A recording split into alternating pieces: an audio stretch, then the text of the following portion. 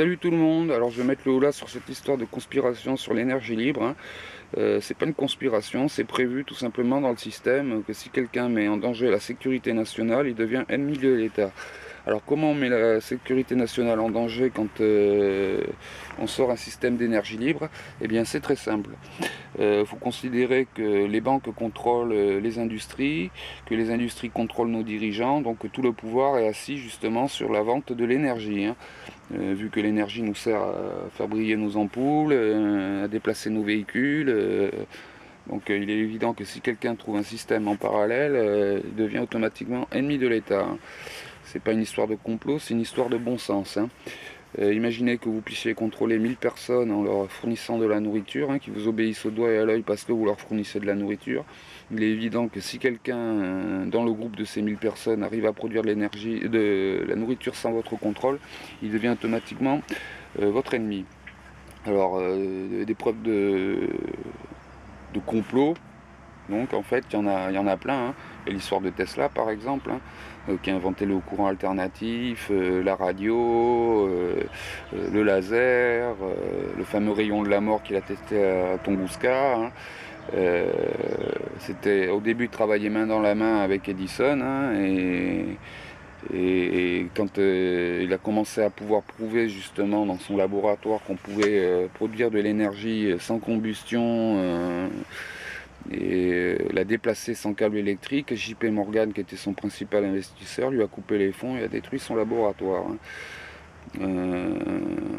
Edison, c'est l'inventeur de l'ampoule, hein, mais je voudrais bien rappeler aux gens qu'il a aussi inventé la chaise électrique, hein. Donc super inventeur, voilà quoi. Il a cherché à démonter Tesla sur le courant alternatif alors qu'aujourd'hui c'est ce qu'on utilise. Franchement, c'est un peu du n'importe quoi, hein. Il y a eu aussi l'histoire de Stanley Meyer qui a inventé le moteur à eau, donc, hein, qui marchait 100% à l'eau. C'était un système d'électrolyse au niveau du carburateur qui permettait donc de casser les molécules d'eau en hydrogène et en oxygène envoyé dans le carburateur. Résultat, son moteur marchait très bien. Seule chose, il a fallu remplacer le pot parce qu'il avait tendance à rouiller un peu trop vite, hein. On lui a proposé 1 milliard de dollars donc, pour acheter son brevet, il a refusé. Il voulait laisser son invention à la postérité. Résultat, le FBI a débarqué chez lui, ils ont tout confisqué. Ils ont classé ses brevets secret défense et ils ont fini par l'assassiner, de peur qu'il sorte d'autres systèmes qui pourraient nous libérer de cette servitude constante à l'énergie, hein. Il y a aussi, alors je ne sais plus comment il s'appelle, hein, un gars qui a prouvé à plusieurs reprises avec 10-15 ans d'intervalle à chaque fois qu'on pouvait produire de l'énergie sans combustion. À chaque fois, le FBI lui a confisqué ses machines. Pareil, brevet classé secret défense. Et la dernière fois, on lui dit, écoute, si tu tiens à ta famille, arrête tes conneries, hein.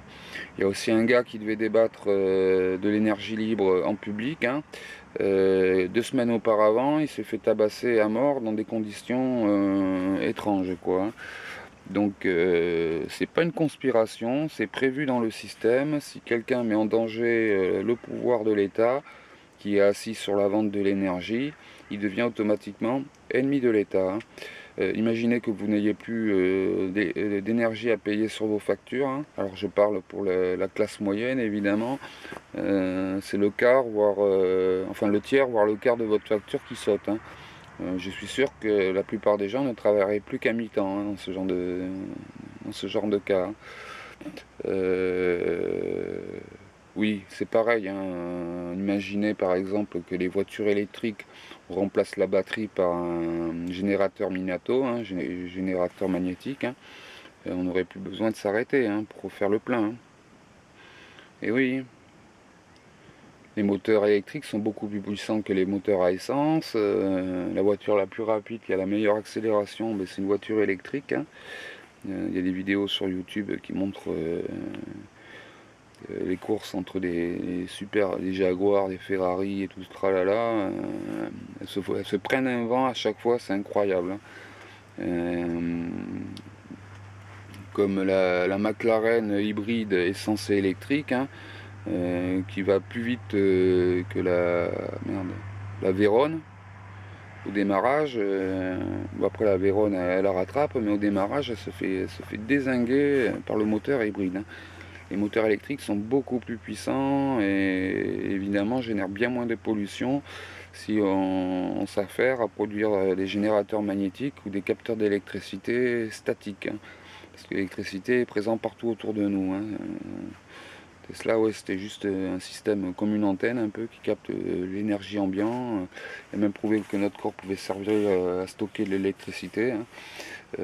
Donc il pouvait faire marcher les montres, les appareils électriques, aujourd'hui des appareils électroniques, hein. Il y a une photo de Tesla qui est très connue où on le voit avec une ampoule allumée dans la main alors qu'elle n'est pas branchée, quoi. Tesla avait compris des choses qu'aujourd'hui on nous interdit de comprendre, hein. Et que dès que quelqu'un commence à capter un peu tout ça, eh bien, on lui met la pression, et s'il ne comprend pas, on n'a pas peur de le tuer. Parce qu'il met en danger une économie qui représente plusieurs milliards de dollars, hein. C'est un truc de fou, quoi.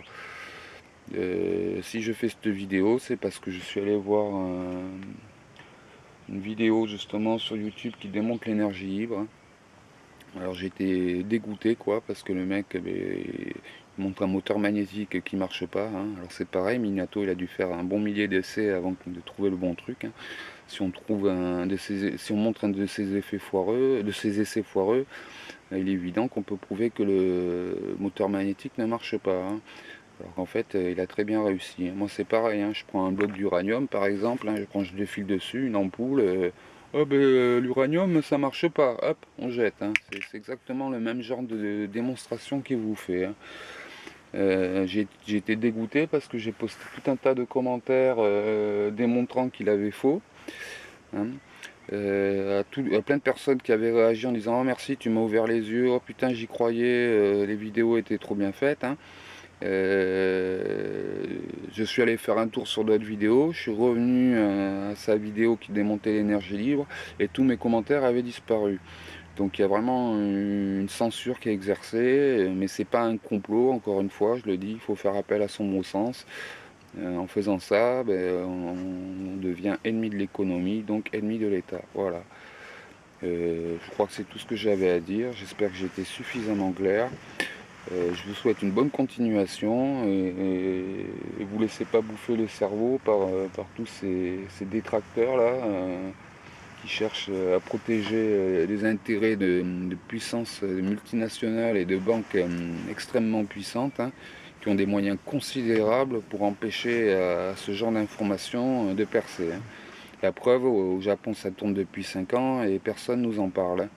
Il faut dire qu'au Japon, avec Fukushima, ils ont la pression qu'il faut pour trouver des systèmes alternatifs. Voilà, je crois que c'est à peu près tout ce que j'avais à dire et je vous dis bonne continuation. Salut les youtubeurs.